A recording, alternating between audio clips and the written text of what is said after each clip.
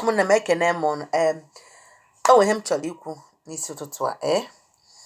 Ịma na ndị mmadụ che na ije ụwa dị mfe, dịka journey of life is easy. So many people che na ụwa anyị nọ n'ime na ọ dị easy, the journey of life is easy.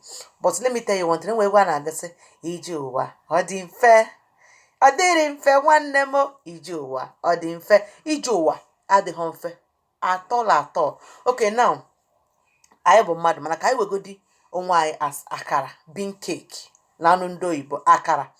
Ịma na akara anyị fọrọ before the process, before emekata ya wee mepụta ya ihe siri ike. Example, iweta beans now, ị ga-amachi ya before ịchọ iji wee mepụta akara. Ị ga-amachi ya. A lot of people today, dịka a na-amacha gị, ụwa na-akọ gị, ụwa na-akpọtọ gị, ụwa na-ekwu all sorts of rubbish n'isi gị, which na gịnwa na-ekwu maka ya, mana ọ was no allegation.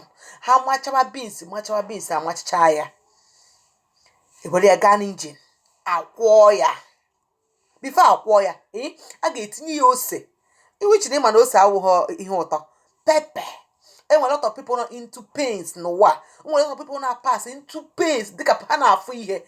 Ụwa na-atọ ọnụ ha, ụwa ji ose agbakpọsị ha anya. Ụwa ji na-atọ ọnụ ha to nshọt agbam ihe m na onye mmesikwu ya, but na ha na-afụ ihe, they are into pains, suffering n'ụwa. Emechakwa eme gịnị? Ayọrọ ya nnu. Yes, nnu wee ezigbo ihe.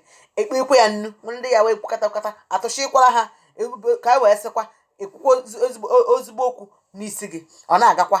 De na-ewerekwa ya wee na injin akwọrọ ya. Enwere ndị nọ taa na akwụọ ha more than ọ na-esi akwa akara. Tipịa ha ma nwoke ma nwaanyị. Nwego ndị etipịara n'ụwa. Nwere ndị akwọrigoro n'ụwa ka akara, mana akwọcha ya eme gịnị? Ewerekwa ya tinye na mmanụ ọkụ. Ejighị mmiri oyi eye akara, ihe etinyekwa gị na mmanụ ọkụ. So nwekwara lot of people not today, they are in short, ha na-afụ ihe, etinyekwa gị na mmanụ ọkụ, eye echicha agụpụta gị. But agụpụta gị, ebe ọ bụla onye esi na afụ ya, ọ na-ama ya alụ kukuku. Everybody want to eat it, everybody want to test it. Yes, so what am I trying to say? The journey of life is not easy. Ị ga-pass through hell. But now what my question was, ihe niile anyị gabigalụ, ekwekwa na ka ụwa mụọ ga-amụ. Ọ ga-awụlụ gị ihe ị ga-eji wee mee gịnị? Wee bunye ha nsọ Chukwu enu. Ọ ga-awụlụ gị ihe ị ga-eji wee pụta n'ụwa. You have to surface and show them na iwinigo. Onye ka people ji abụzi gị na kịta iwugoro akara ọkụ.